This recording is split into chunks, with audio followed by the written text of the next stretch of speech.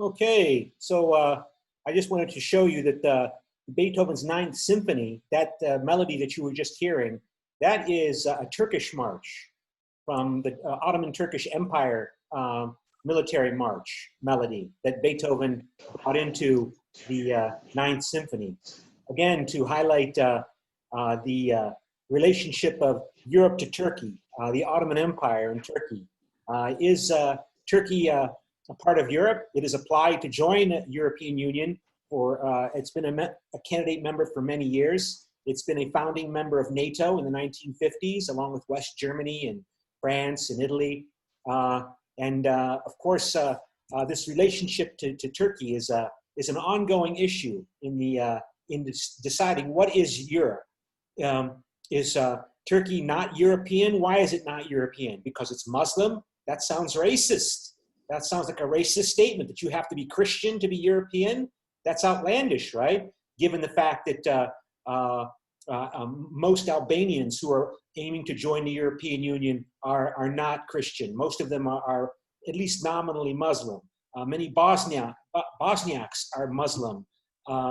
Many minorities in the Balkan areas, like in Bulgaria, where I was, are Muslim. So, but to show you this relationship of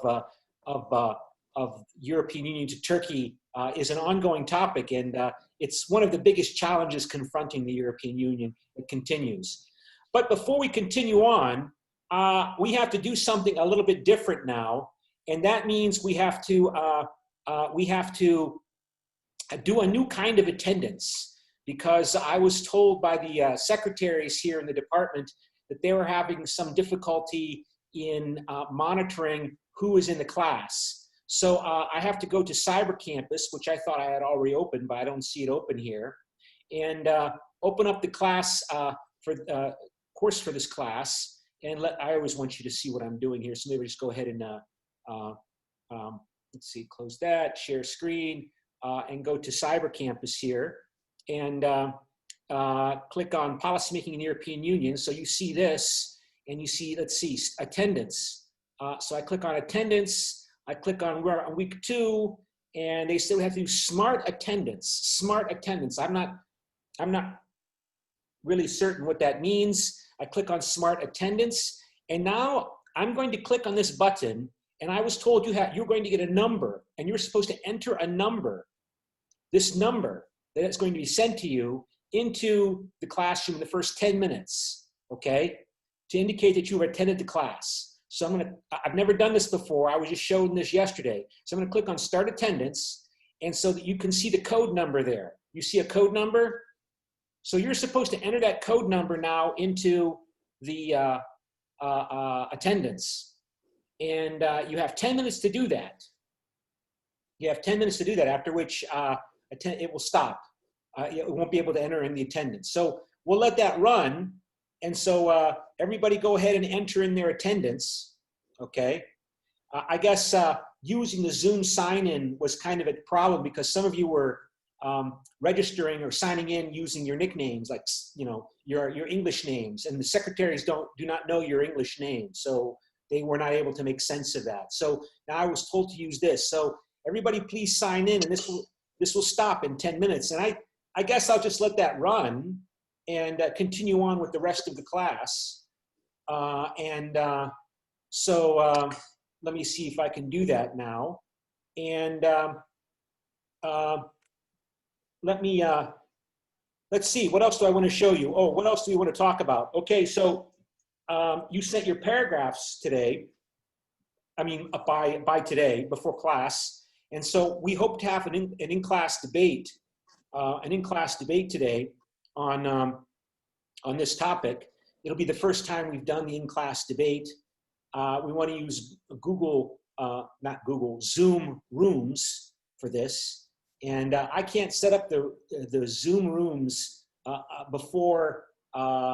evidently before we start the class. I have to do it during the class. Fortunately, because the Zoom assigns people randomly to groups, that makes things a little bit easier. So we'll do that for the second hour. Randomly, some of you will be pro and some of you will be con on this topic, right? Some of you will be pro and some of you will be con on that topic. What else do I want to highlight here? Okay, let's see here. I have a lot of files here, so let me just show you what I have loaded up here on my file screen, and you can't see it here for some reason. Let's go here to share, and it's not going to show you that what's on my computer screen right away. But just let me go ahead and open up a file here. And you sent me some paragraphs, so let me open up a couple of student paragraphs. Let's start off with the paragraphs. Here's one student's paragraph, which I removed the name, so I don't know, you don't know who that is, and of course I don't want you to know who that is. And so this person writes, the EU is one and only peaceful coalition, political coalition worldwide. EU won the Nobel Peace Prize in 2012, recognized for its merit. However, after the 2008 global finance crisis is undermining EU value. Remember the question is, do European Union member states have to cooperate in order to survive and thrive, right? What's that? I closed that one. I don't want that one open. And so this person goes on. In order to understand Europe, conceptual instrumental awareness is necessary. First, we have to perceive international relationship approach. Since the European Coal and Steel Community establishment in 1952, it came into effect in 1952, neo-functionalist theories have emerged since then. The theory predicts the emergence of a transnational government starting with economic cooperation. I might use the term governance instead, but neo-functionalist theory was abandoned because Charles de Gaulle's national policy. Who was Charles de Gaulle? Anybody? Who is this person? Who is Charles de Gaulle? French president and hero of World War II. Yeah, I know. Good job. Yeah, he was the leader of the French resistance, and he chose not to play a leading role in French politics right after World War II, but in the midst of a political crisis in France, he became president in 1958, 13 years after the end of World War II, and he would stay there until 1970 as president. And he established the Constitution of France as it exists today. And this person was able to come in and recreate the Constitution of the Fifth Republic, called the Fifth Republic, you know, 1, 2, 3, 4, Fifth Republic of France, because he was such a charismatic, influential political figure, because he was himself a charismatic nationalist political figure. He made many Frenchmen very excited because he represented the highest aspirations of French patriotism. As I told you, he resisted the German occupation of France when most French political leaders cooperated with the Germans. When the Germans beat France in World War II at the beginning, there was a government put in place, a collaborationist government led by Laval, Prime Minister Laval, and I think he was executed after the war, and Marshal Pétain. Marshal Pétain was the president of France, established by the Germans as president of France, and he had been a World War I leader. He had been a World War I hero, Marshal Pétain, and the Germans put him in as a head of the government that served German interests. And Pétain was not executed after the war. But the point is that this is very traumatic to the French identity. And, you know, Koreans, I think, can relate with that. I mean, Americans have been very lucky. Americans have not been occupied and controlled by anybody in their modern history, right?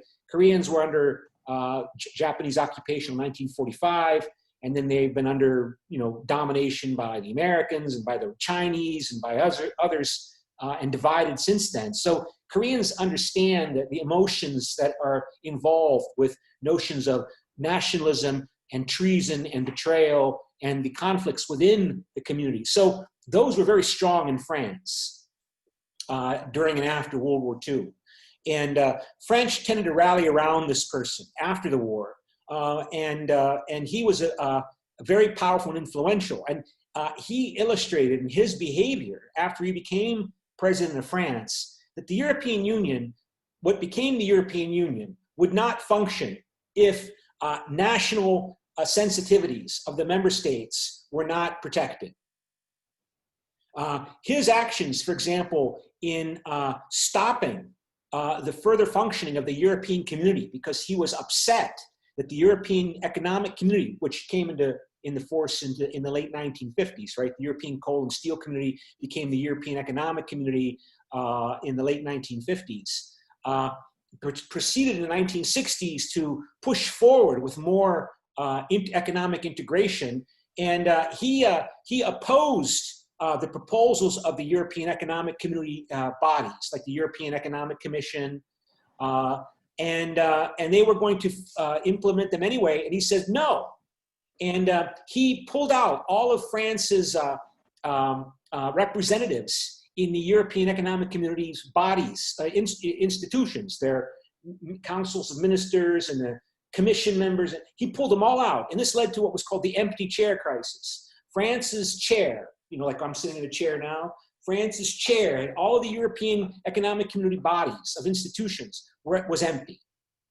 And this led to what's called the Luxembourg Compromise. Luxembourg is one of the 6 original founding members of the European Coal and Steel Community, that the European Economic Community would not force anything on anybody, even if they're in a minority of 1.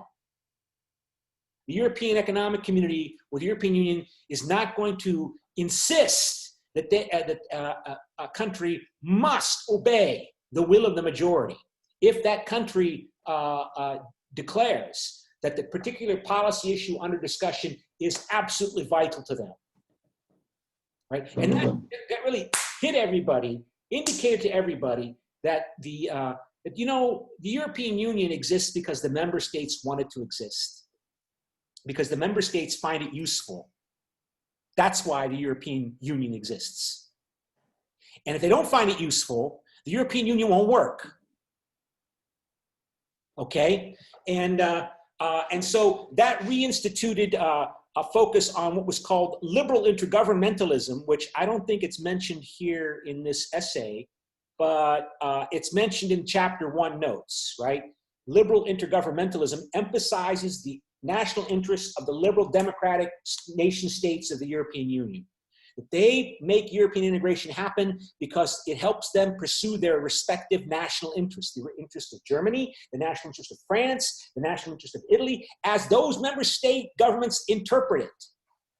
And of course, now we understand that how they interpret their national interest reflects economic integration. So still, economic integration affects the member states and their national interests.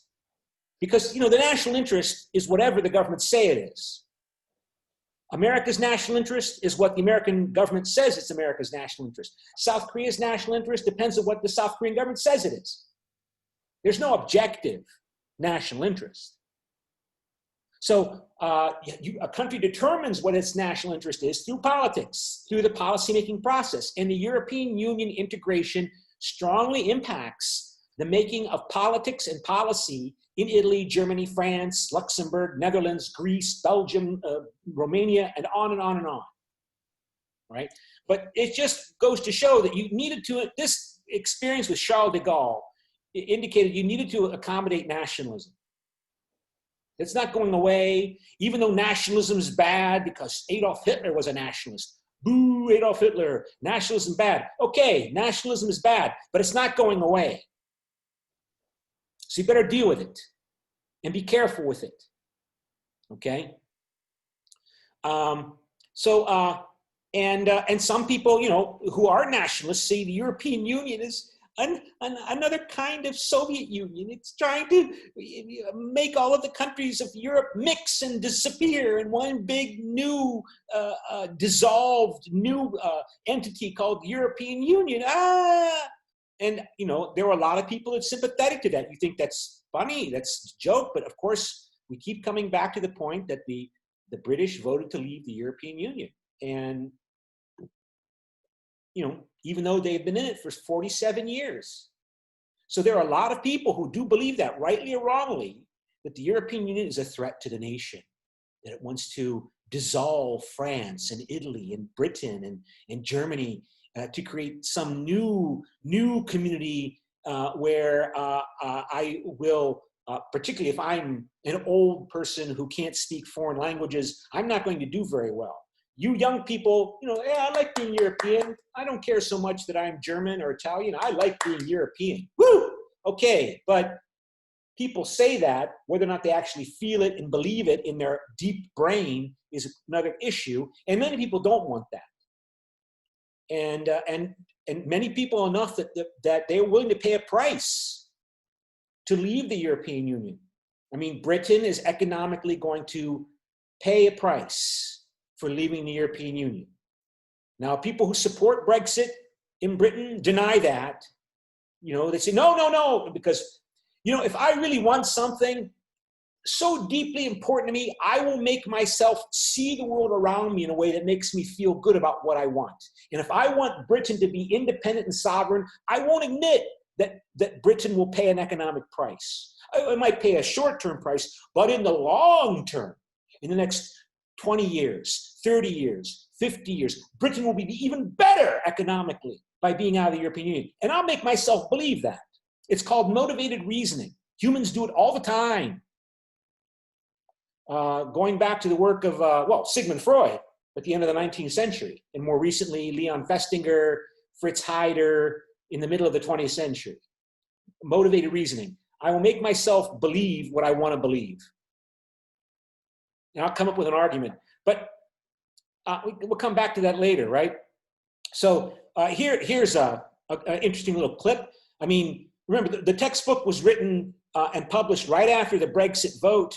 And so, you know, current events are making this very hot topic.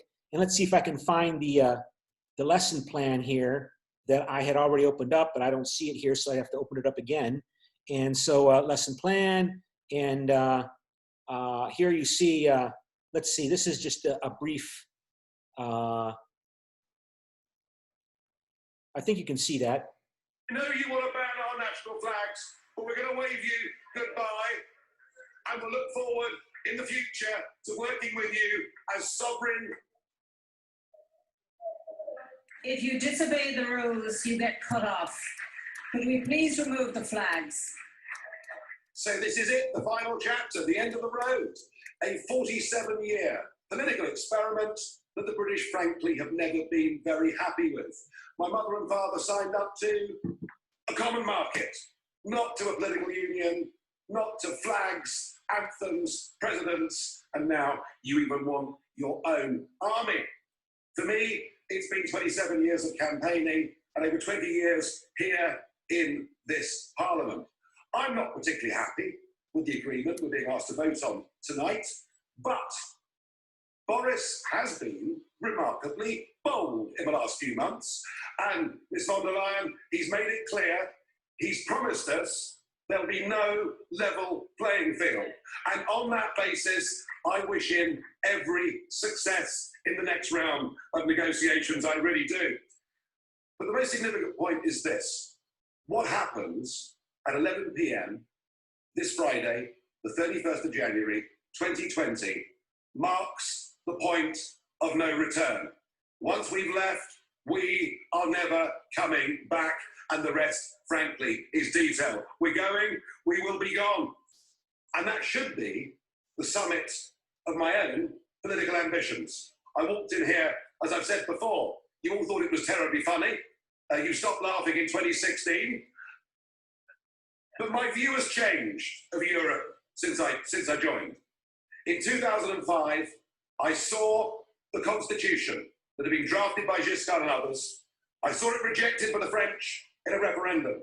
I saw it rejected by the Dutch in a referendum. And I saw you in these institutions ignore them, bring it back as a Lisbon Treaty, and boast you could ram it through without there being referendums. Well, the Irish did have a vote and did say no and were forced to vote again. You're very good at making people vote again, but what we proved is the British are too big to bully, thank goodness. So I became an outright opponent of the entire European project. I want Brexit to start a debate across the rest of Europe. What do we want from Europe? If we want trade, friendship, cooperation, reciprocity, We don't need a European Commission. We don't need a European Court. We don't need these institutions and all of this power. And I can promise you, both in UKIP and indeed in the Brexit Party, we love Europe. We just hate the European Union. It's as simple as that. So I'm hoping this begins the end of this project. It's a bad project. It isn't just undemocratic, it's anti-democratic, and it puts in that front row. It gives people power without accountability. People who cannot be held to account by the electorate. And that is an unacceptable structure. Indeed, there's an historic battle going on now across the West, in Europe, America, and elsewhere. It is globalism against populism. And you may loathe populism, but I tell you a funny thing, it's becoming very popular. And it has great benefits. No more financial contributions, no more European Court of Justice, no more common fisheries policy, no more being talked down to, no more being bullied, no more Guy Verhofstadt. I mean, what's not to like? I know you're going to miss us. I know you want to ban our national flags, but we're going to wave you goodbye, and we'll look forward in the future to working with you as sovereign. If you disobey the rules, you get cut off. Could we please remove the flags?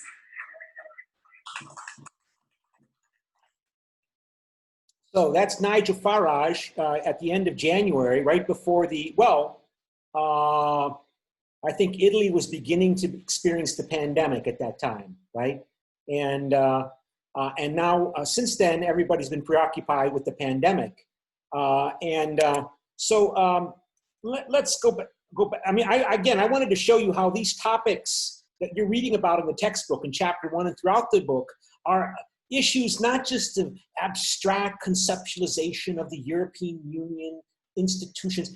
These are intensely emotional topics because they involve nationalism, national identity, dignity, humiliation, perceptions, stereotyping. Again, you Koreans understand this. How sensitive are Koreans about what happened under Japanese domination?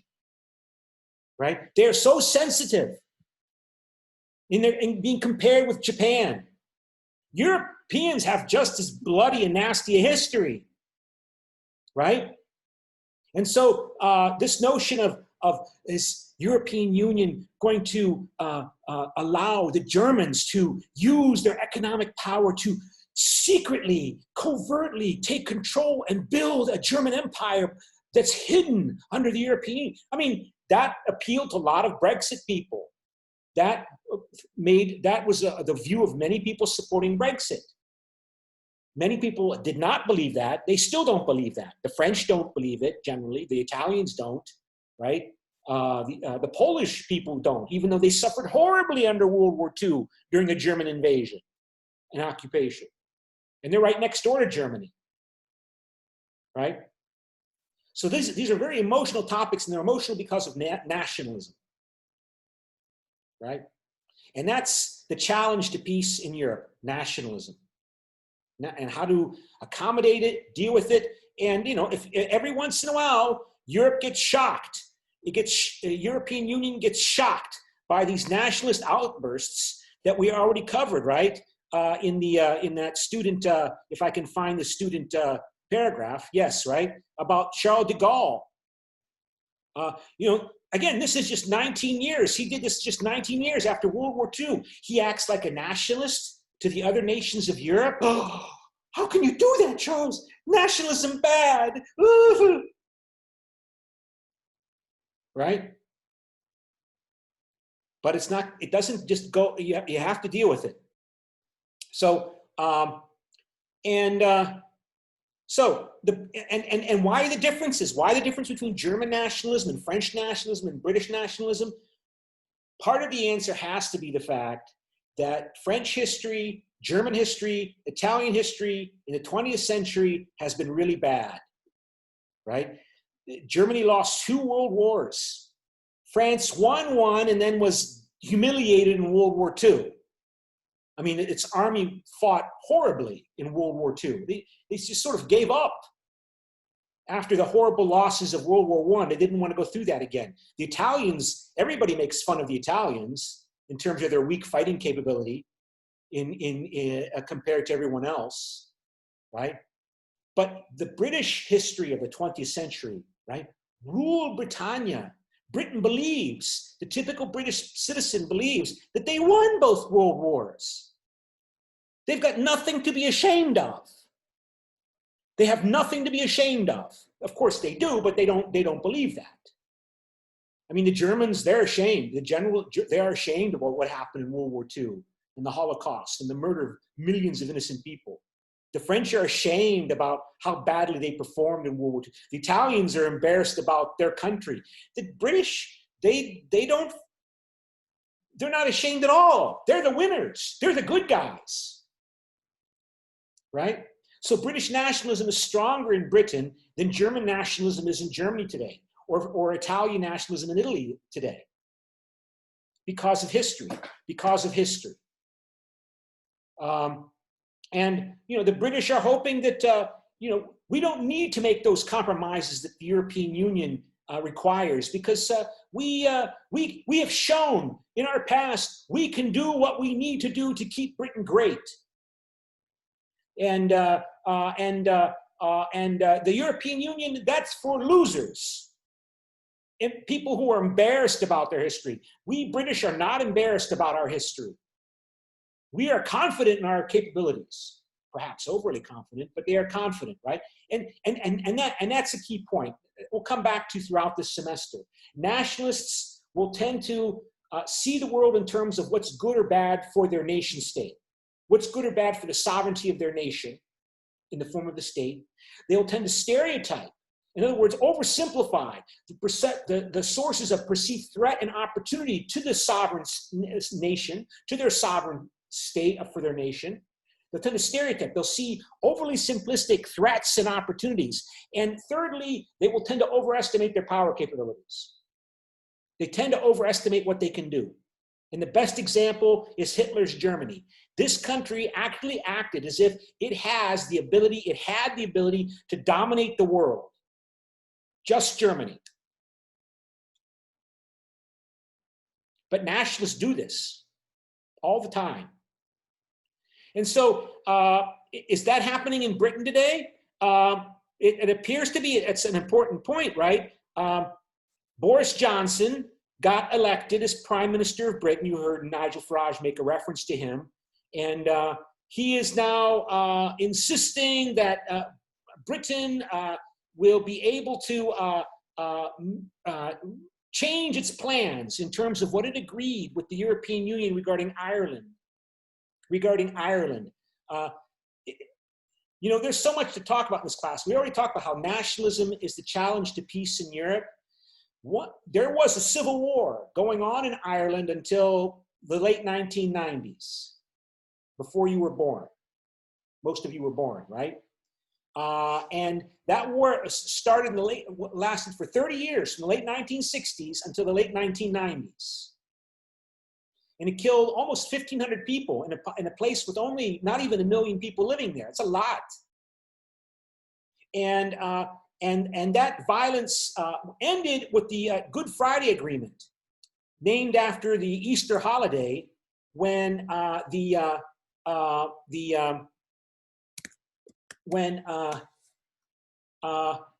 agreement was made in terms of the fighting between the Protestants and Catholics in Northern Ireland to stop the violence, and it was reached on Good Friday, and ending a civil war that I told you lasted for 30 years, the 1998 Northern Ireland Good Friday Agreement. And we won't go into the details here, but European integration has to be part of any explanation as to why this worked, why this has kept the peace. That, okay, it's not so bad. If we're Catholics in Northern Ireland, it's not so bad to live in Northern Ireland because, after all, we all belong to the European Union. And since we belong to the European Union, including Britain and Ireland and Northern Ireland. Well, you know, I know that if I'm a Catholic in Northern Ireland, that I can feel Irish and British and European all at the same time. So I'm not so afraid and hateful of London here in England, because we're all European.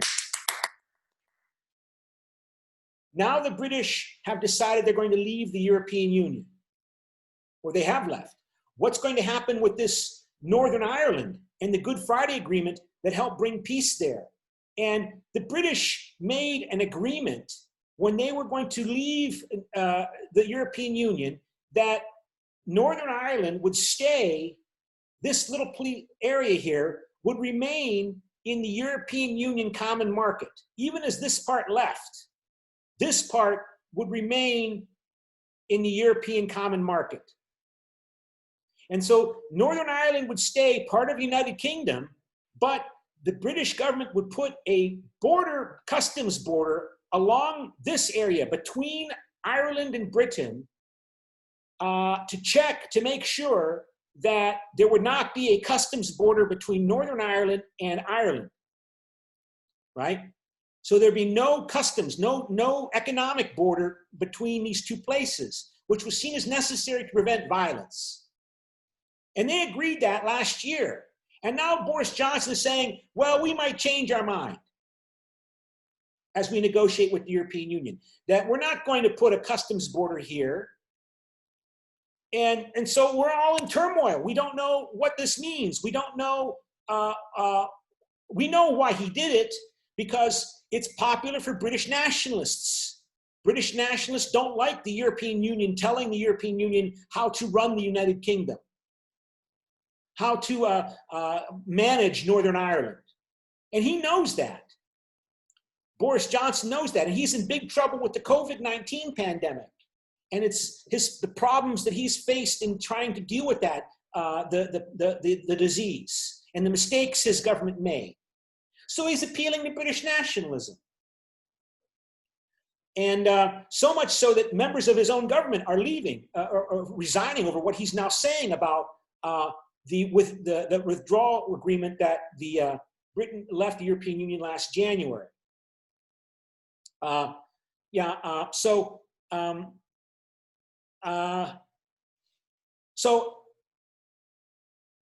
I'm not saying that peace in Ireland happened only because of European integration, but you cannot explain peace in Ireland unless you also explain the role of the European Union.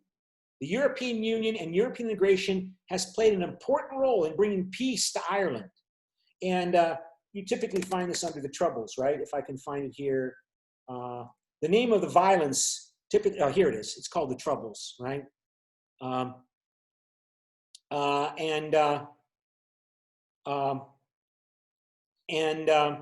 But any explanation as to why peace after 30 years came here has to include the European Union. And that's the purpose of the European Union. The European Union is supposed to bring about peace in Europe between groups that have been killing and fighting each other for many, many years.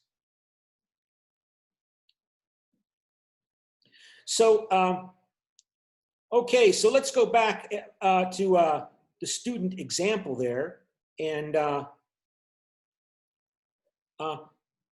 you know, it's been very successful. I mean, for 1,000 years, the student writes here, therefore they pursue strong and broad relationship. In contrast, France and Germany pursue a deep and narrow relationship.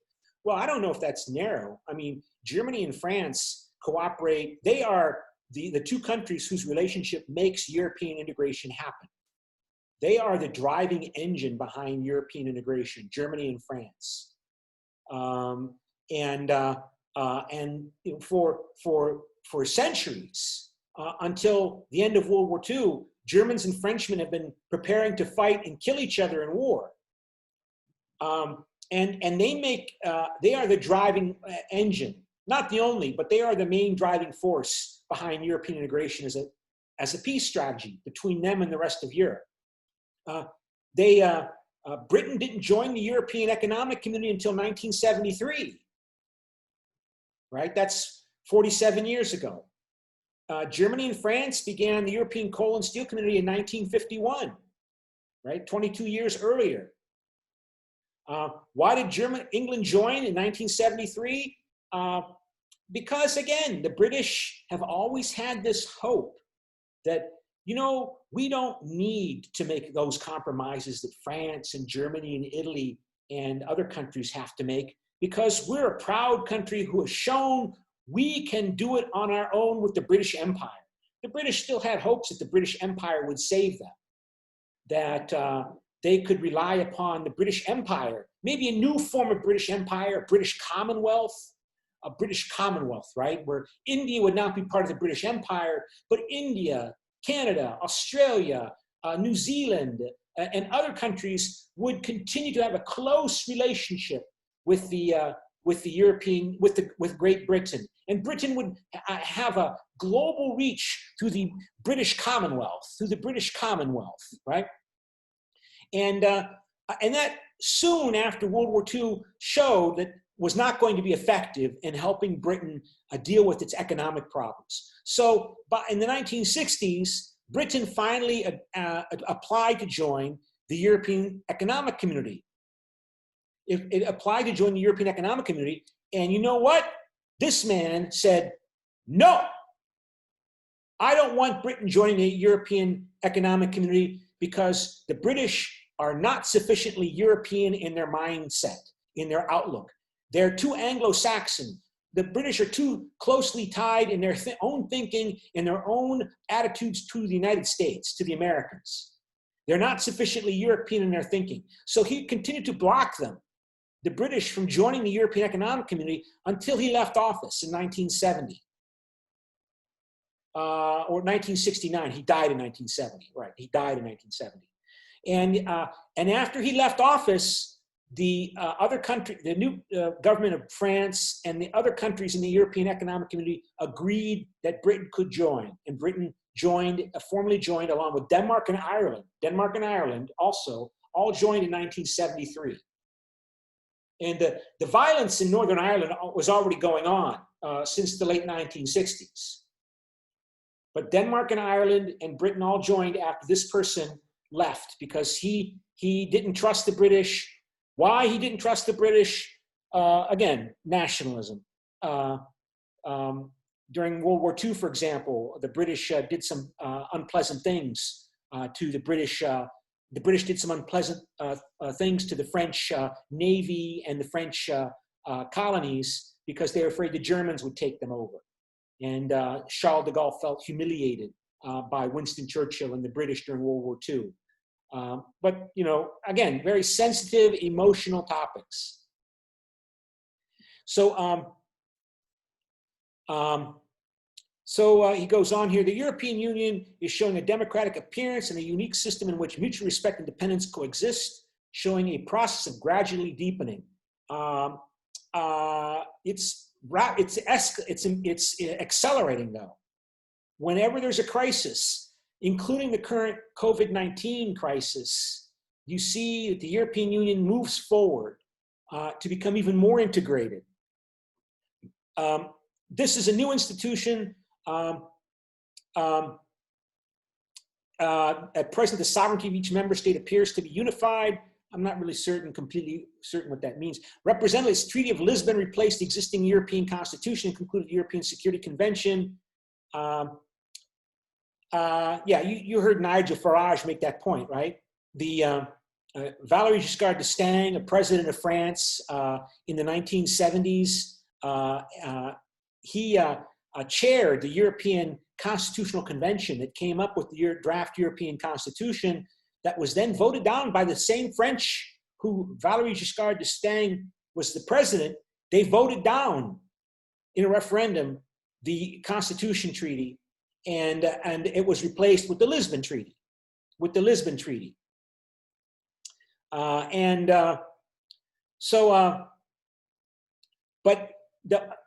point to highlight is that the European Union is a project that has its driving force behind the leaders of the European leaders. The European country leaders are a driving force behind European integration, right? They make this happen. They want this to happen.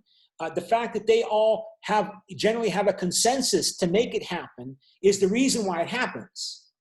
Because the populations among Germans and Italians and French people, they don't pay close attention to the European Union. And they tend to be nationalistic. But it's the leaders of the European Union countries that make this happen. So let's see here. What's this? Okay, so the trade negotiations, which turn on broader issues so there's negotiations going on between Britain and the European Union about Britain's future economic relationship to the European Union. The European Union is insisting that Britain cannot have the benefits of the European Union membership without paying the prices of European Union membership. So the British, they left the European Union primarily because they don't want migration into Britain. There's maybe over 1 million people who are not British, who have moved, who are now British, who moved to Britain since the Berlin Wall came down in 1989. Hundreds of thousands of people from Poland and other countries have come to Britain. And immigration is the main issue for explaining why the British voted to leave the European Union. So, but Britain does 45% of its economic commerce and trade with the rest of Europe.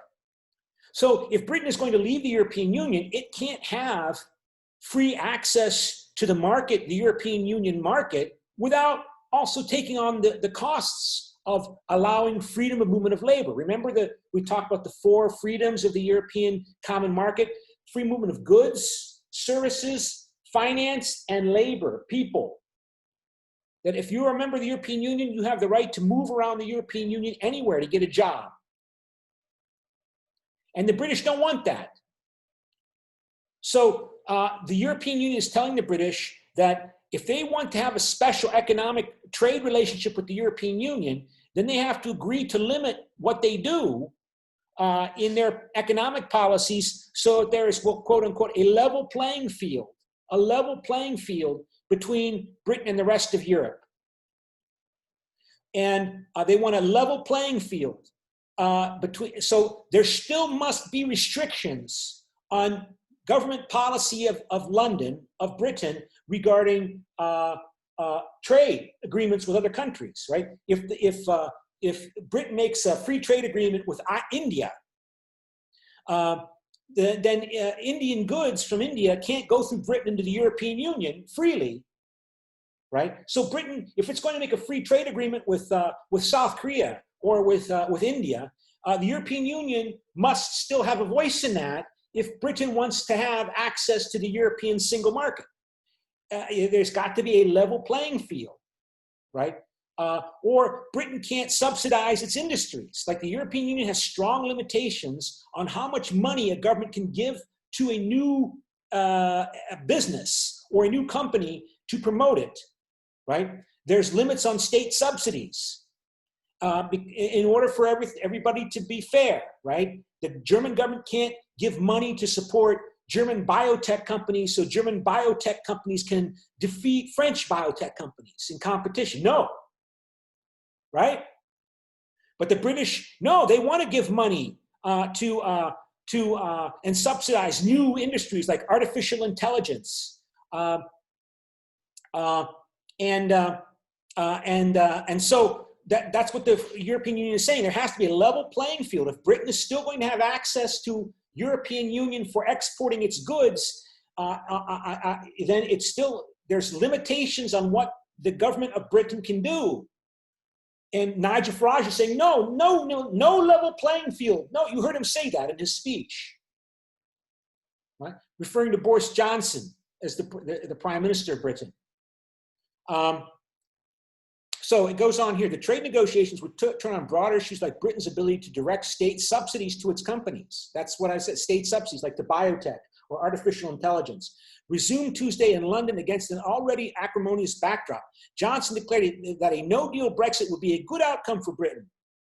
In other words, that Britain would just become like another country relative to the European Union following World Trade Organization rules. There would no longer be any kind of special trade relationship with Britain. They would trade with Britain the same way European Union trades with Russia or Israel. No special arrangements. And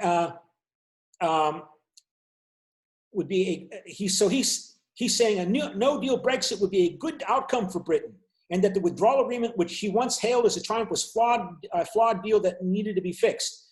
Johnson's reversal seemed driven in part by desire to mollify the hardline Brexiteers in his party. They have long agitated for Britain to negate the deal on Northern Ireland, complaining that it impinges on British sovereignty. British sovereignty, right?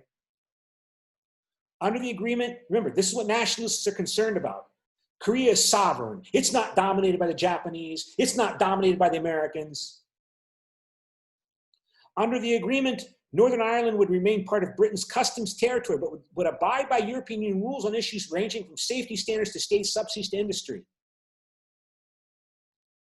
And then in Washington, that's what Boris Johnson and the British have been hoping, that because we are so close to our American children, because the United States is an offspring of the United Kingdom, right? We speak English, I speak English, right? That European Union, we don't need, if we're British, we don't need the European Union. We'll have an FTA with the United States. And we won't have to be tied to the European Union. We can make a trade agreement with the United States, an FTA with the United States, our best buddies, the Canadians and the British and the Americans and the Australians and again, like the British Commonwealth. Like, we don't need European Union. We have the whole world that is the inheritors of the British Empire. They will want to work with us, the British. And we can have our brighter, powerful role in the world through our close allies with our offspring, the Americans, the Canadians, the Australians, New Zealanders, and even India. I mean, again, nationalists tend to dream big dreams. They overestimate their relative power capabilities, right? So, but there are many Irish people who live in the United States, people who have Irish background. So it says in Washington, congressional Democrats in the US Congress, as well as the Democratic presidential nominee, former Vice President Joe Biden, are likely to view any changes in Britain's treatment of Northern Ireland as jeopardizing the Good Friday Agreement, which ended decades of sectarian violence there between the Catholic Irish nationalists and the Protestant British nationalists in Northern Ireland. Some analysts said that they view Johnson's moves as a way to increase his leverage with the European Union as the trade talks enter a make or break period. They have to decide this next month and a half. But others said the legislation underscored that members of his government were determined to diverge as sharply as possible from the bloc. They don't want any kind of restrictions on them from Brussels, right? The biggest bone of contention is the European Union's demand that Britain abide by its rules on state subsidies to businesses. Britain has yet to offer a counterproposal, and Johnson's aides are determined to keep control over industrial policy so they can pour money into high-tech sectors like biotechnology and artificial intelligence. I mean, from the European point of view, you can't let the British pour lots of government money to support their biotech and artificial intelligence companies and then allow them to export freely to the rest of the European Union. That's not fair to German or Italian or French biotech and artificial intelligence companies, right? So here's the question. The UK and European Union will not reach a final agreement on their trade relationship and revert back to World Trade Organization international trade rules and tariffs on January 1, 2021. So let's go to a poll.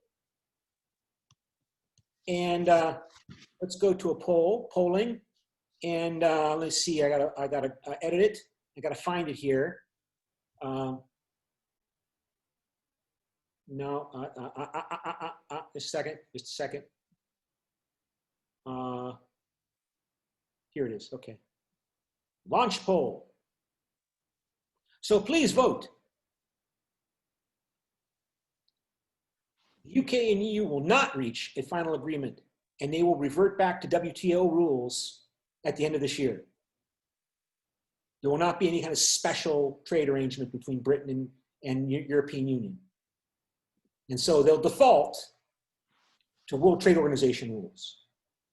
like between South Korea and Japan, and South Korea and China, and South Korea and Britain.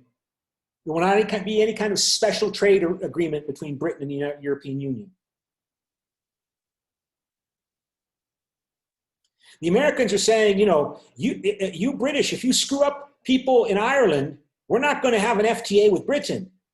We're not going to, and Boris Johnson's been saying it. Yes, we'll leave the European Union and we'll make a free trade agreement with the United States. You know, Joe Biden is Irish. He has Irish background. There are a lot of Irish people with Irish background in the US, right? 4 more. We need 4 more votes. 3 more. 2 more. 2 more. I'll have to end the poll pretty soon here. I don't know when. But 2 of you are logged in and haven't voted yet. So who hasn't voted, they need to do that, because if I give participation points on participation in the polls. So end poll, so we have 1 minute. Poll will close. Oh, well, it's done. Okay, so most of you think it's likely that they're not going to reach an agreement. Yeah, I think you're probably right. What they will probably do is they will postpone this issue into the future, keep the current status quo. Britain will not reach any kind of FTAs with the United States, and they will postpone. The deadline was supposed to be the end of this year, but they're not going to meet the deadline. Right? This is too complicated. This is a hugely complicated topic, right? And so they'll probably come up with some way to postpone it and continue to talk into next year. So, okay. Now let me close that and go back to the notes. And let me find the notes. Where's chapter 1 notes? Okay. Okay, so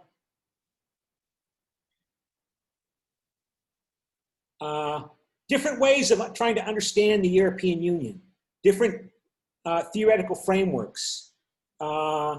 We started to talk about that at the last class, and I want to make sure we get through all of that before we take a break here. Some of you mentioned neo-functionalist theory, how this is driven by economic interests, right? That clearly the economic benefits of coal and steel integration would make the possible future benefits of related industries, of integrating related industries like transport and electricity generation more obvious. Once you show how much money you're able to make and how much efficiency you're able to make through integrating coal and steel, then what's related to making coal and steel very much important: electricity, energy, fuel, right? And transport. And so that should be next. But this neo-functionalist perspective emphasizes the importance of the political will to make that happen. If you're a leader of the European Union, you try to get the business community on your side. You have to have people on your side politically. And that focuses on the business community to be your friends politically, to lobby and push, to promote integration. And then political actors exploit those opportunities to develop new EU institutions, right? So if you're going to, integrate more than coal and steel, because you want to make even more money by integrating closely related industries like fuel and transport related to coal and steel, well, then you need to develop the institutions further of the European Union. So the European coal and steel community becomes the European economic communities. because we need to develop those institutions to incorporate more businesses besides just coal and steel. Aha! And this is how new European Union institutions emerge.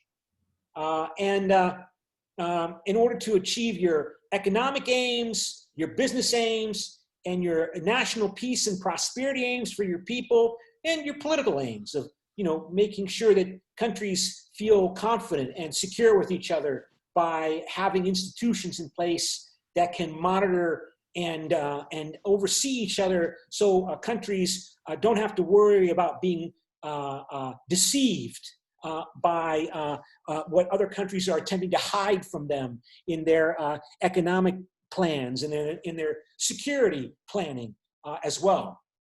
Reduce fear and suspicion. And this looked really, really useful, right? Neo-functionalism looked really useful in explaining the early years of European integration. But then, as I mentioned, French President Charles de Gaulle in 1965 showed that he is not going to follow economic logic if French national interests, as Charles de Gaulle, understood them, were threatened, right? Nationalism. Charles de Gaulle participated in what is called the empty chair crisis, when he withdrew all French representatives from all meetings of the Council of Ministers. De Gaulle was protesting what he viewed were commission proposals that were too intrusive regarding French national interest to advance integration, right? Even economics, it becomes a national security issue. He wanted the European Union to do more to protect his farmers.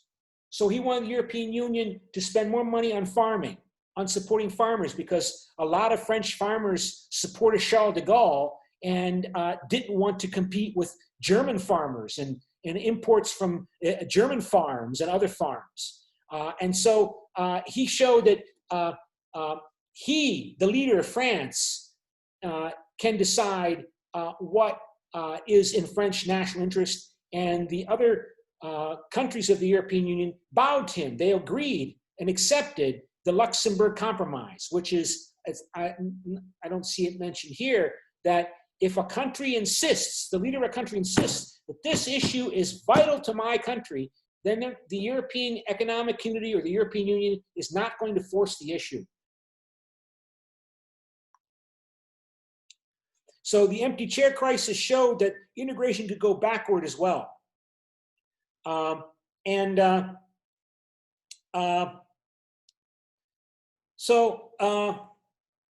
Realism is useful as a theory in international relations for explaining European integration insofar as it focuses on national interest.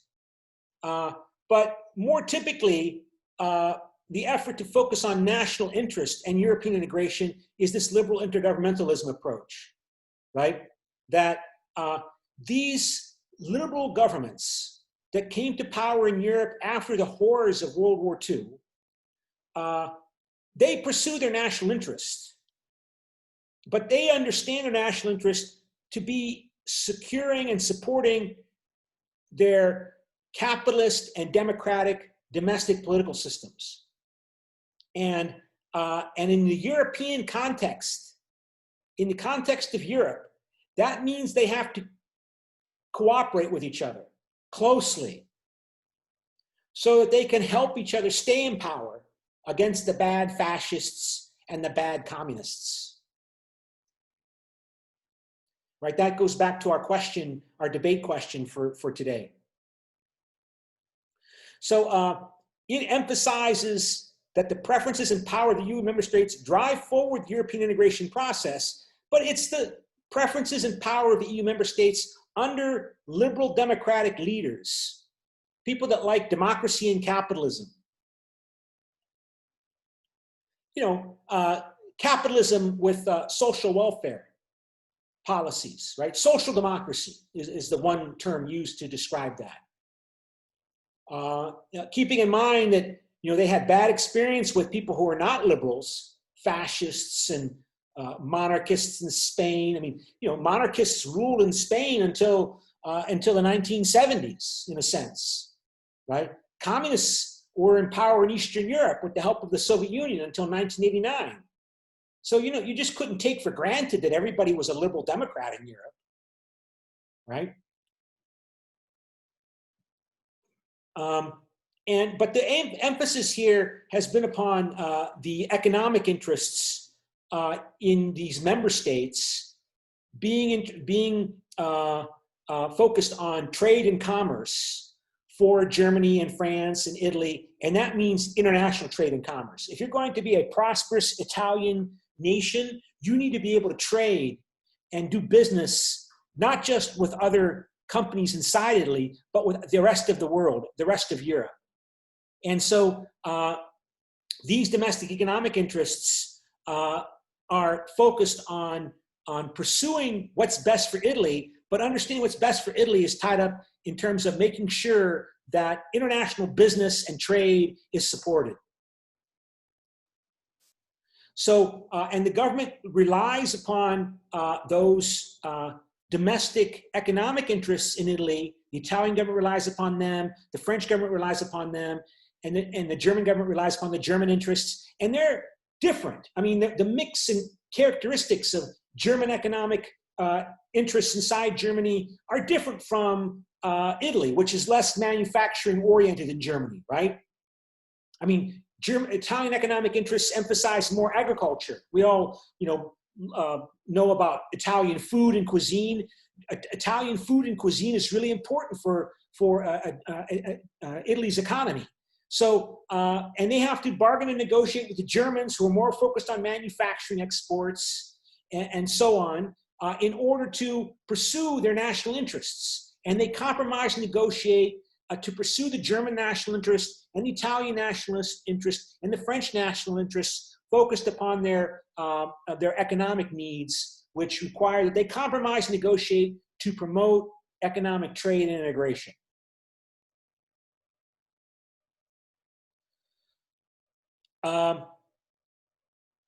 It is intergovernmental, and that national governments come to the European Union international negotiating table with respective policy preferences, like we already told you, right?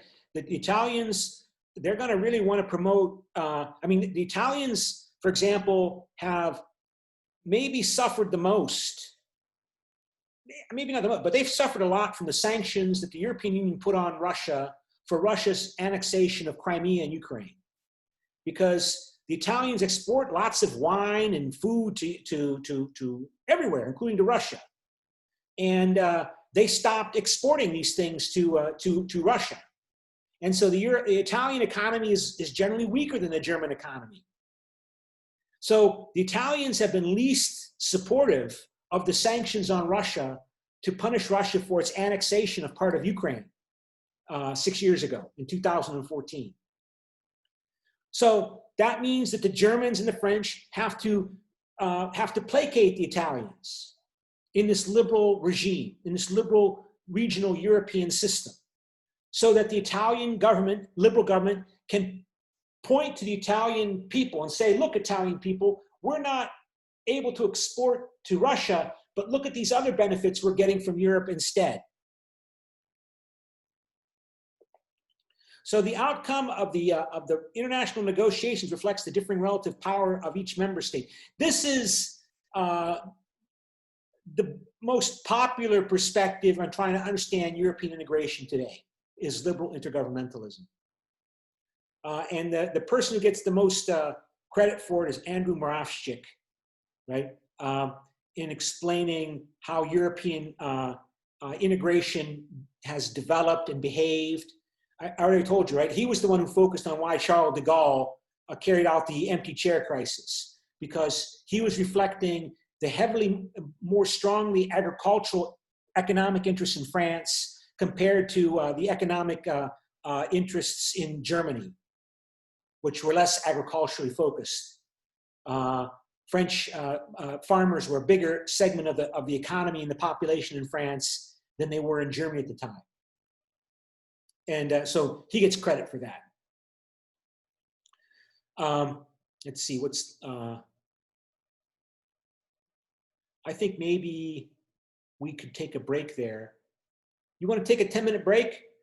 Okay, let's take a 10-minute break and come back and restart at 10:15, okay? At 15 minutes after 10 o'clock, we'll restart the class, okay?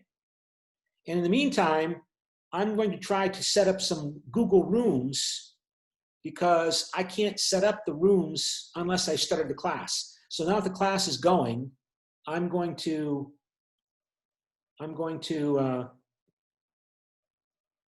try to set up the rooms here.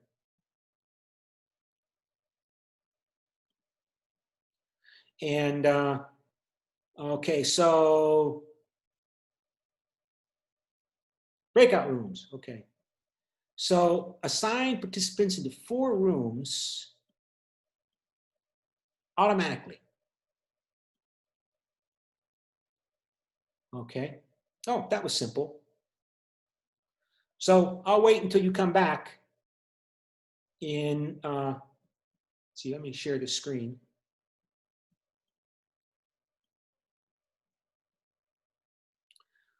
So there are the 4 rooms. So I want to wait until 10:15 before we restart here. And so, you know, you can get a cup of coffee or, you know, go to the bathroom, whatever you need to do.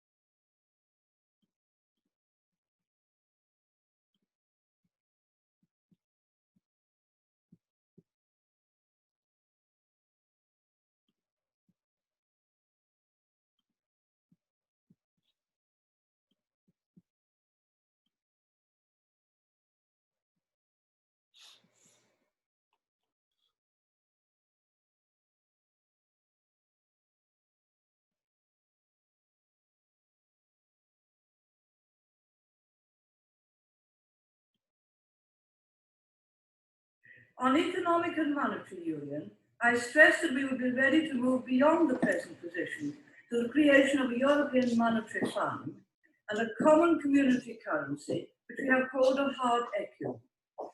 But we would not be prepared to agree to set a date for starting the next stage of economic and monetary union before there is any agreement on what that stage should comprise.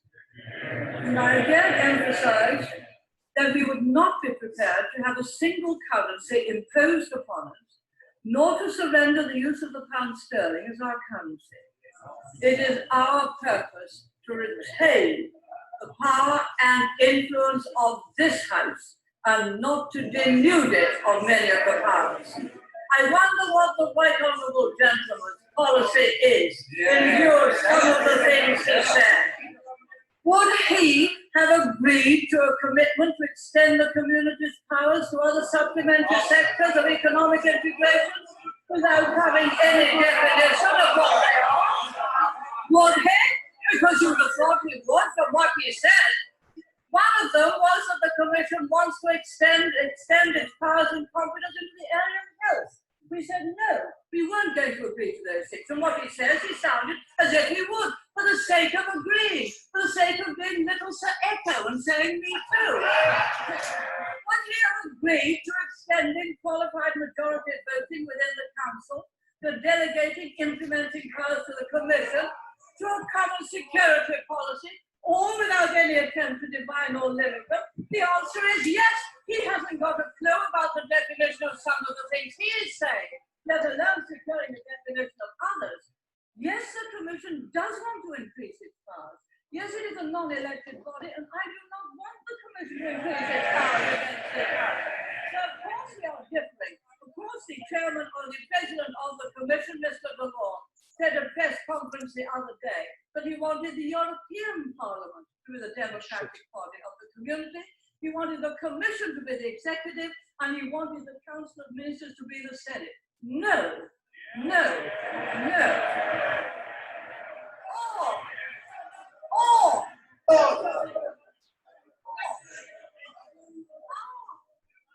Perhaps the Labour Party would give all those things up easily. Perhaps they would agree to a single currency, to total abolition of the pound sterling. Perhaps being totally incompetent with monetary matters, they'd be only too delighted to hand over the full responsibility, as they did to the IMF, to a central bank. The fact is, they have no competence on money, no competence on the economy, so yes, the right honourable gentleman would be glad to hand it all over. But what is the point in trying to get elected to Parliament only to hand over your sterling and to hand over the powers of this House to Europe? Moment, Bennett! Friend, not agree. That the mark of a single currency is that all other currencies must be extinguished, and not merely extinguished, but that the capacity of other institutions to issue currency has to be extinguished. And that, in the case of the United Kingdom, would involve this Parliament binding its successors in a way which we have hitherto regarded as unconstitutional. This government has no intention of abolishing the pound sterling. If the hard echo evolved into much, much greater use, that would be a decision for future parliaments and future generations. It would be a decision which could only be taken once, and a decision which should not be approached in this atmosphere, going after the greatest possible consideration. I believe both Parliament and sterling have served our country and the rest of the world very well. I believe we are more stable and more influential with it. I believe it is an expression of sovereignty. This government believes in the pound sterling. Dr. David Owen. Is it not perfectly clear that what was being attempted at Rome was a bounce, and a bounce that led only one way, and that was to a single federal United States of Europe? And is it not vital that in this House, across party lines, it is possible for a Prime Minister to go and make it clear, if necessary, that Britain is prepared to stand alone? We don't relish it, but that if necessary, if we are faced by the imposition by treaty of an obligation to a single currency and a situation which would prevent the enlargement to Poland, Hungary and Czechoslovakia, Britain would be entitled and right to use the veto. I totally agree with the right honourable gentleman. That is precisely the stance we took. It is a stance we have taken on many previous occasions. The European monetary system to which we belong, is a system designed for 12 sovereign states in cooperation with one another to come to the exchange rate mechanism. What they're proposing now, an economic and monetary union, is really the backdoor to a federal Europe, and we totally and utterly reject that. We would have better economic and monetary cooperation, which can be achieved by keeping our sovereignty. Majority in this House for EMU, but is the Prime Minister aware that I attended a conference in Italy last year and an Italian minister spoke to me about EMU? And I said, what if Mrs. Thatcher opposes it? And ungalantly, he laughed out loud. And he said, oh, we've met Mrs. Thatcher many times. She squawks and makes a noise at the beginning, but always comes round and gives way in the end. Now, what assurances and guarantees can she give this House today that she will not give way on this issue, as she did give way on the Madrid condition about British inflation before she joined the ERM? That's what they said, Mr. Speaker, when I was negotiating for a better budget deal for Britain. Twice they and the people in the Commission and our people in the Commission, and we had the presidency of the Commission, advised me to give way. They found out different. Mr. Speaker, next Wednesday, the doors of this chamber will be closed to black God as a symbol of the end of... Okay, so of course the resistance to European integration began long before Nigel Farage and had been building since this woman, Margaret Thatcher, emerged to become leader of the Conservative Party in the late 1970s, just a few years after Britain joined the European Economic Community. And at the time when Britain joined the European Economic Community, it was really doing badly economically. it had an IMF crisis, like South Korea had an IMF crisis in 1998. Britain had one in the mid-1970s. The mighty British, right? The country that gave the world the British Empire in the early 1970s had to go to the IMF and request a loan because of a balance of a payments crisis. You saw a reference to the IMF in her speech there, where she made a reference to the IMF. That was humiliating to the British. This is the British Empire, right? The country that defeated Nazi Germany and won in World War I. It had to go to the IMF. Please, please give us a loan. We can't solve our problems under a Labour government. And she came to power in the late 1970s when Britain was in low economic growth, high inflation, high unemployment, and she carried out radical economic reforms, neoliberal economic reforms, to privatize the coal mines, the airline, the postal service, the railway, to privatize all of the steel industry, to privatize all of the industries that the government of Britain had taken control over after World War II to build social democracy in Britain. And she privatized them. There was great economic hardship in the early 1980s, the deepest economic recession until that point since the 1930s. And then Britain roared back and had higher economic growth rates through the 1980s and the 1990s as a consequence of her neoliberal economic reforms. And as Britain roared back economically compared to Italy or the French or the other countries, there was more and more resistance to being in the European Union, particularly as it was integrating more and more its economy and moving towards an economic and monetary union, right? And so,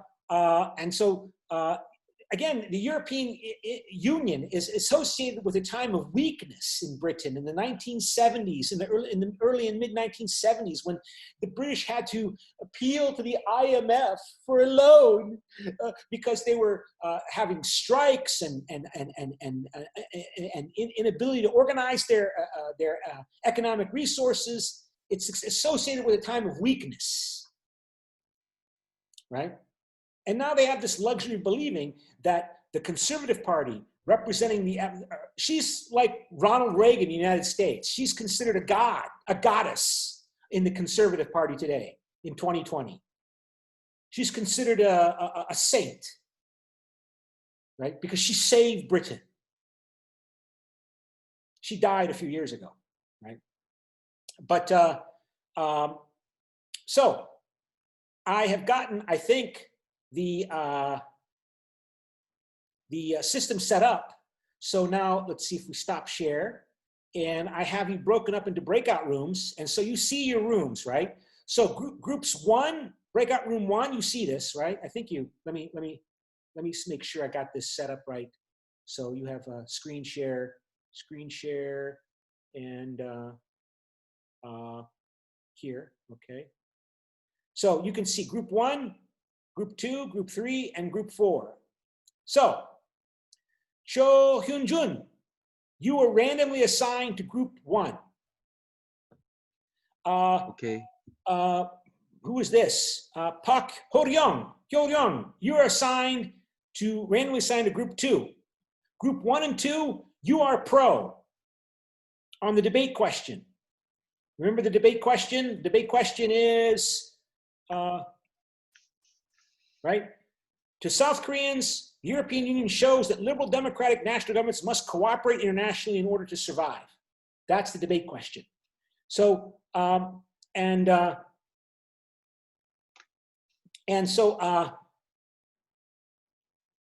me go back to the screen share. Group 3 and 4, you are con. You are con. Group 3 and 4. And let me see, stop share and go back to participant breakout rooms and then share. I have to share screen again and share screen. So group 3 and 4, you are con. Antoine, where's Antoine? Are you there, Antoine? Antoine, you'll be the chair of group 3. Okay. And Yarno, where's Yarno? Sheldon? Yeah, I'm here. Okay, you are the chair of group 4. You were randomly assigned. I didn't, this is randomly assigned. So you are con. Group 3 and 4, you are con on the question. In group 1 and 2, you're pro on the question. So what I would like you to do now is talk with each other and tell Hyun Jun in group 1 and tell Hyo Rang in group 2 and Antoine in group 3 and Yarno in group 4. What is your argument as to why you are pro, the pro side is right for groups 1 and 2, and why the con side is right for groups 3 and 4, okay? And then when, if we have time, which I don't know if we will, Hyun Jun, Laura, you're number 2, you will speak second in group 1 for pro. Clara, you will speak second in group 2 for pro.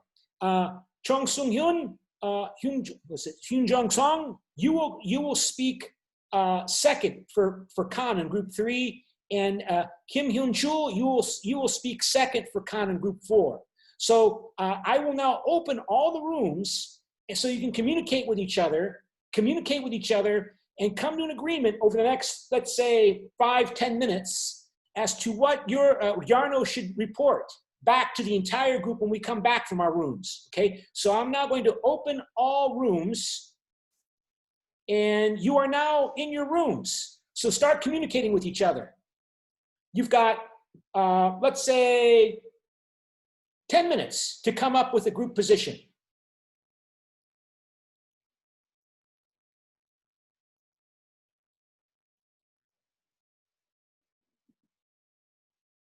I know this is the first time we've done this, but this is part of Zoom, so we should use it.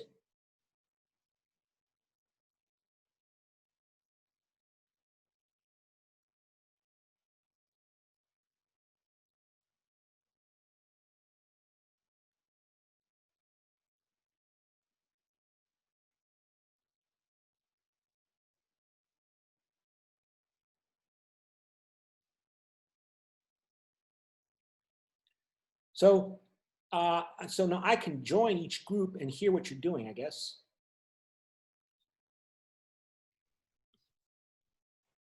Okay, so now here I am in group 1 with you. I've joined group 1 just to help you talk and speak with each other. So who's the head of group 1 here? Me? Okay, so what are we going to, who's speaking?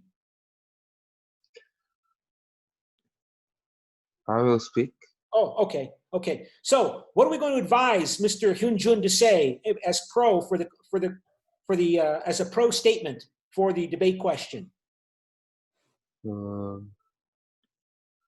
I think the European Union is the big symbol of globalization and governance.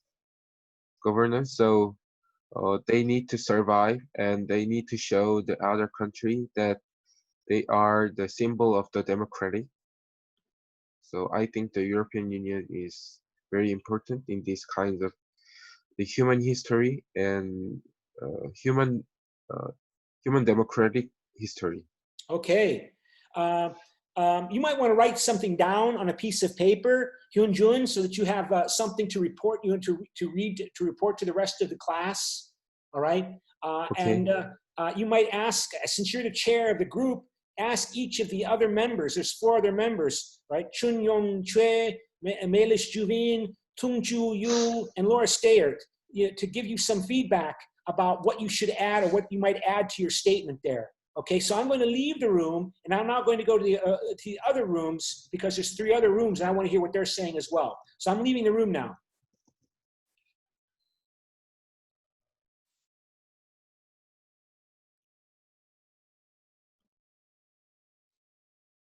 Cooperate with the other countries, because the stream of the cancer just now we just working in globalization and free economic markets, and also Chinese wanna working with the free economic markets against the US. So in this stream, we have to cooperate with the neighborhood countries.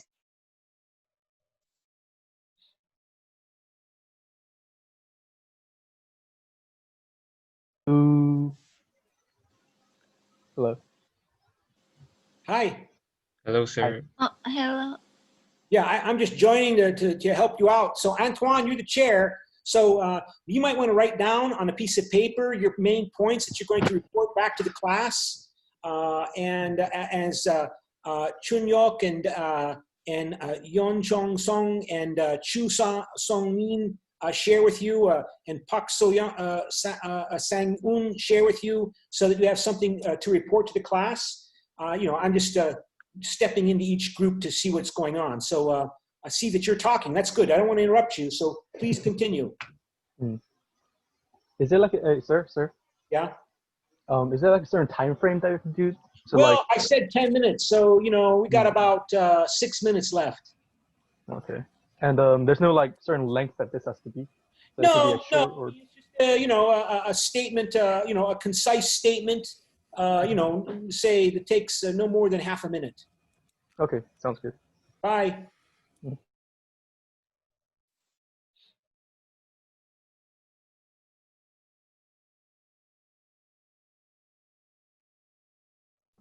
British.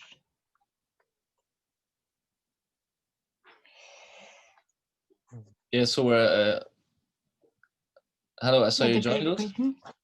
Yeah, I just joined you, just to see what's going on. Yeah. Yeah, there was a little bit of a problem because we're all pro of the statements. Oh. So yeah, so Yeah. we're looking right now at what could be the negative side of those liberal. Yeah, I know, but it's good to look at both sides of the question. I mean, there's no right or wrong answer on this, right? Yeah, true. If by the time I try to get things set up according to what your paragraphs were requested, we run out of time.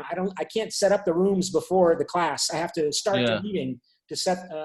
I think to set up the anyway. But so just do your best, and then it's we'll quite vote. difficult to find something.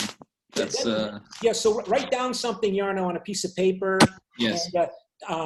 And Tang Hyun Kwan and Che Kyung should share with you their ideas, and that you can jot down and be prepared to vote. And then we'll have a vote as a class on pro and con. So you can vote however you want to, pro or con, at the end, as to whether or not your position individually. But at this point, I just want to hear what your thoughts are. Okay? Any questions? Not for me, no. Thank you. Okay.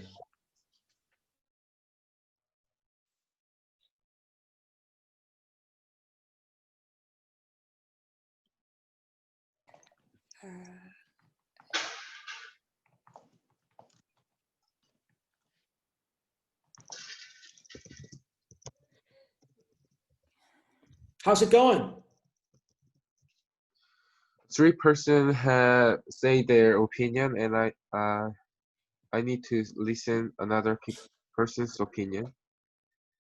Okay. We have just a few more minutes. Okay.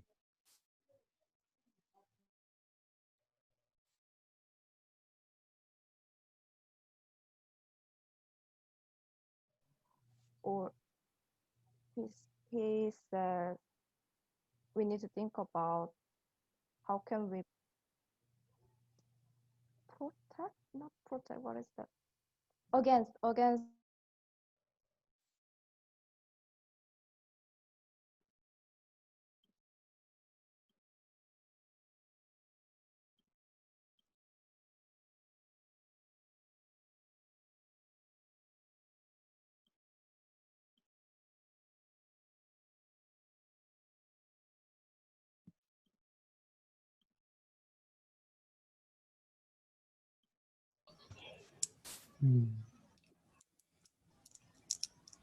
Hello.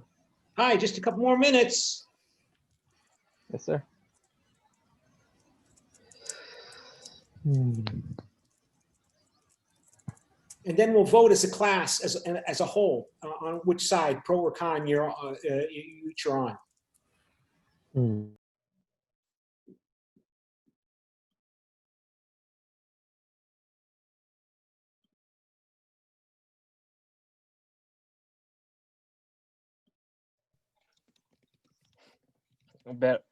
Very difficult. They have this have complete nationalism. So, but when this complete is very democracy, the European Union is have a solution. Have solution. I'm sorry. Uh, I can hear what you said, exactly what you said. So what do you think that significant difference between East Asia and Europe?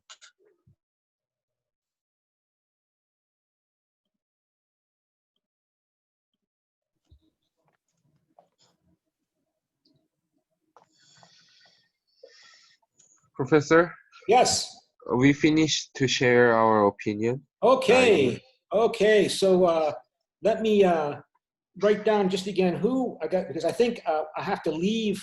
We'll have to leave the rooms, and I got to remember who is speaking for each group. I have to write it down because okay, breakout rooms 2. So Kil Young will be Young.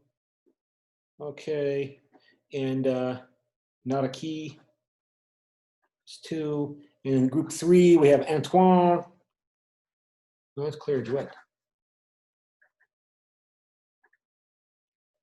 And Antoine and Hyun Chung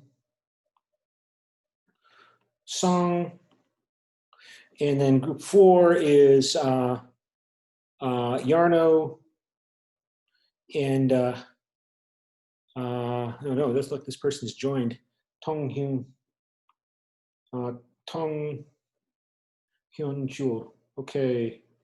Okay, so we'll close all rooms. Okay, let's see. Okay, we are going to.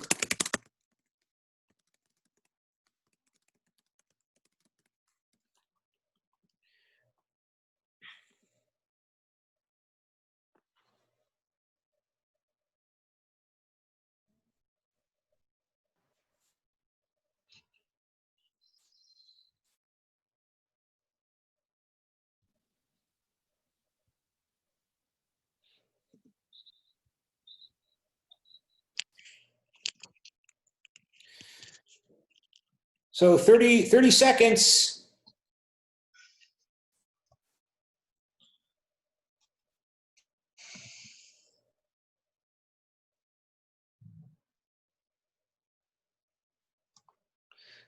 Twenty seconds.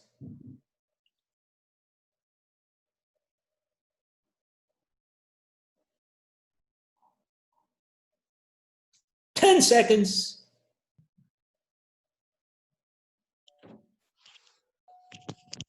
3, 2, 1. Open. Okay. So we're back. I think done with the groups. Okay. So let me hear now. Choi Hyun-jun, you were chairing the Group 1 pro argument.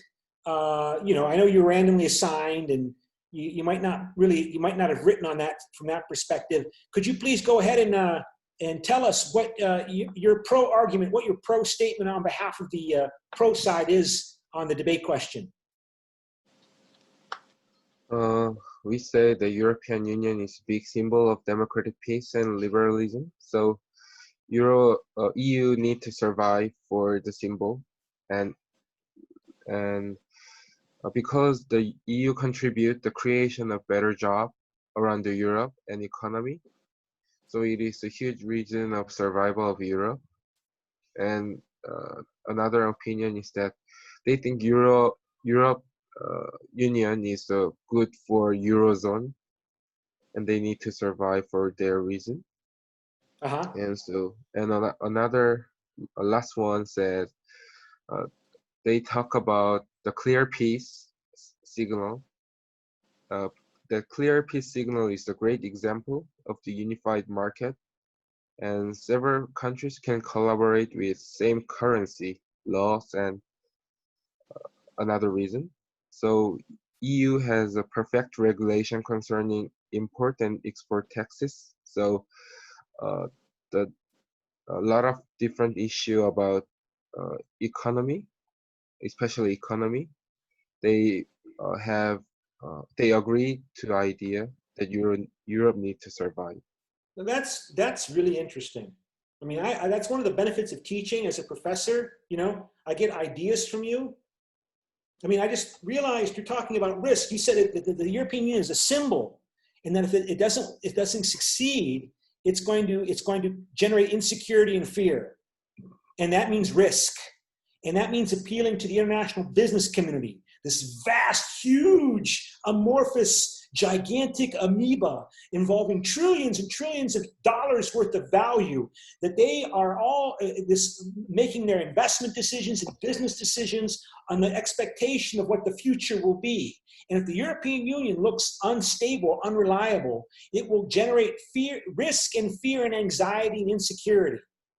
And that is why the liberal democratic governments must cooperate with each other in order to preserve themselves, because they've invested so much of their interests in the European Union. And if the European Union looks to fail after, since 1951, that would be what, almost 80 years, 70 years, that would be a tremendous political and therefore economic disaster, right? So you know, that's interesting. I think that's really interesting. Okay, Hyorion, you are for the chair for Group 2.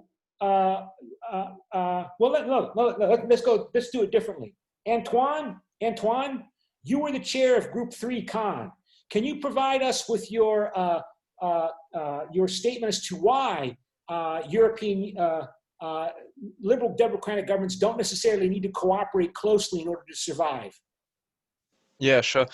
The problem is that the Europe become more and more federalist. It means that all the countries give more and more sovereignty to the institution. The problem is that countries lose more and more autonomy, and to respond to the economic arguments, the many enlargements have created disparities, or some earn more than they earn. For example, in 1984, with the Common Agricultural Policy, Great Britain asked their money back because they give more than they receive. So I agree that European Union is a great symbol, economic new possibility to make more business, but some countries earn more than they earn. So yeah, I mean, that was mentioned by Margaret Thatcher. Mentioned how she got that rebate from the European Union for the money that Britain was putting into the agricultural subsidies for the farmers. Yeah, I mean, typically, as I recall your paragraphs, one of the points often made by some of the paragraphs was comparing how liberal democratic regimes have survived in East Asia without a European Union, without an Asian Union, right? You know, the Japanese and South Koreans don't have warm political relations, but they're surviving, and they don't do it through emphasizing cooperation between Tokyo and Seoul. I would just add, typically, the claim is often made that they emphasize cooperation with Washington. That Washington oversees the relatively peaceful relations between Seoul and Tokyo, and neo-realists, structural realists, which are referenced in some of the notes that I put up there for chapter 1, that's what they emphasize. European Union works not because the Europeans make it work, it's because the Americans are there. NATO is there. The Germans and French can cooperate with each other because the Americans are standing there like a big giant, watching the Germans and watching the French and watching the Italians and making sure that they behave with each other behave, be nice to each other, so they don't have to worry about getting stabbed in the back by their neighbor because the United States and NATO soldiers are there. And that's supposedly what's going on in Korea and in Japan, that South Koreans and Japanese governments don't necessarily like each other, but they can get along and cooperate because the Americans are there. Is that true? It's an important question. It's an important issue. Remember, I told you in the United States foreign policy class, we were talking about this now. The Americans believe that they made peace in Europe possible, not European integration. The Americans did. Without the United States, European Union could not have emerged. Is that true? Okay, we're running out of time. Hyo-ryung, you are speaking for PRO. Can you please tell us your group statement regarding the PRO side? Our group focused on two sides, like how to dealing with global problem or global crisis and the economic benefit.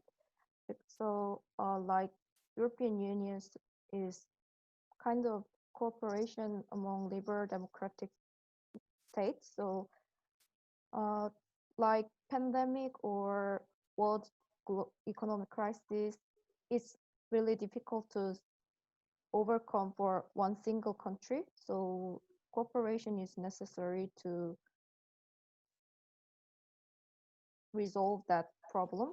Yeah. And also, if we think like EU, the one big single market help to improve each country's economic benefit. So we think more liberal democratic states have to be cooperate in the future. Yeah, I mean, it's interesting. I mean, you know, I told you, you know, that the coronavirus pandemic had led to a commitment at the European Council meeting, or the heads of government and state meeting in European Union, that they're going to put out hundreds of billions of dollars, 800 billion euros, maybe like $1 trillion in aid and economic aid for the hardest hit countries. Britain's not part of that. Britain wasn't part of that meeting. Britain's not in the European Union officially anymore. The British think they're going to deal with the pandemic without working within the European Union framework. They're still I mean, it's just so fascinating and complicated, you know, because the European Union countries so depend upon British tourism. I mean, the weather in Britain is not very nice compared to the weather in Italy and in Greece, right? They rely upon British tourists to come to Greece and Italy and Spain and spend their money, right? They don't want to stop that. They don't want them to go to Florida and California. They want them to keep coming to Italy, and Greece, and Spain. Fascinating, fascinating. Okay, and Jarno, you are Khan. So Jarno, could you please give us your statement regarding Khan? Yeah, it was mostly the same as Antoine said, but I want to emphasize that the reason why certain countries want to leave the European Union is because of sovereignty. And I also think one of the main criteria as to why countries would be wanting to leave is to regain the full control about over immigration and over its own borders. And then lastly, I'd probably say like nationalism is probably the biggest reason cooperation, intergovernmental cooperation in the European Union wouldn't work. I think, yeah, that's about it. Yeah, I mean, you know, like I told you, I mean, South Korea has been a very homogenous society, ethnically and racially. But like in the last 20 years, people like me and a million people have come and are now living in Korea who are not Korean. People like me, people doing agricultural work, people who are working in the farming sector, manufacturing. And it wasn't part of an agreement by Asian countries to have free movement of labor. It was the Korean government made a decision that they wanted to bring in certain people from certain countries that they had a relationship with, like from Vietnam and from Malaysia and from the United States, right? They didn't just let anybody come from all the Asian countries.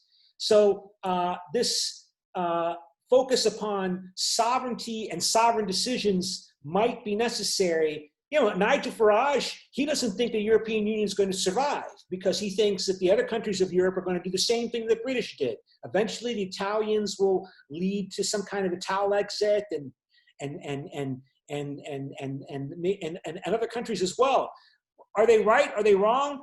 Well, you know, we'll see. We'll see. But we're running out of time, and I want to do the poll. So let's do a poll and open it up here. So launch poll. To South Koreans, the European Union shows that liberal democratic national governments must cooperate internationally in order to survive. So vote.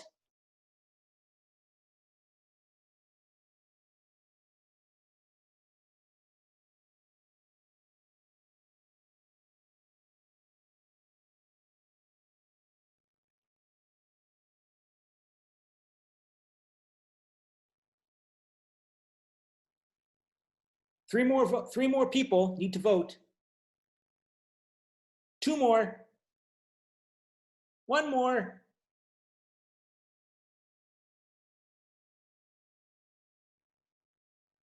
I think we'll just, okay, there we go. So the result is, majority of you think yes, that they must make a conscious decision that they must cooperate to survive. And I think that that's pretty clear. I mean, when you look at, for example, the differences in how the world dealt with the financial crisis 12 years ago when you were all little children, right? When you were little children, you saw that the financial crisis began, not just the liberal democratic countries, but the powerful countries, China, not a liberal democratic government, as well as the European countries, United States, Canada, Japan, South Korea, they all cooperated to save the world financial system. And that prevented the Great Recession from becoming a new Great Depression, like what happened in the 1930s, which they did not do in the 1930s, which they failed to do in the 1930s. So they learned a lesson in 2008 from their failure in the 1930s that led to the Great Depression and fascism and World War II, right? And is that lesson, are those lessons also being applied today in dealing with the pandemic crisis? It's not being led by Donald Trump in the United States the way Barack Obama and George W. Bush played a more important role. It appears to be, well, it's not clear. I mean, we're still dealing with this. We're trying to get the Chinese are moving forward, the Europeans are moving forward, but the United States is not there providing much in the way of government presidential leadership. The central bank of the United States is playing a leading role, but it's not matched by the legislative and executive branches in the United States the way it was 12 years ago at the end of the George W. Bush administration and the beginning of the Barack Obama administration. We'll see what happens in a month and a half when there's new elections in the United States. Our time is up, and we'll have to come back and talk about some of these ideas and concepts in the next class that we didn't get to, like policy networks and so on. But we can do that. We have all semester for that. So we have to stop there, okay? So I will post this on the course website, the recording of the Zoom session and all the other documents I've shown. So that's it for today. 안녕히 하세요. Thank you. No, Thank 안녕히 계세요. Professor. Bye, thank you. 안녕히 가세요. Bye bye. Bye.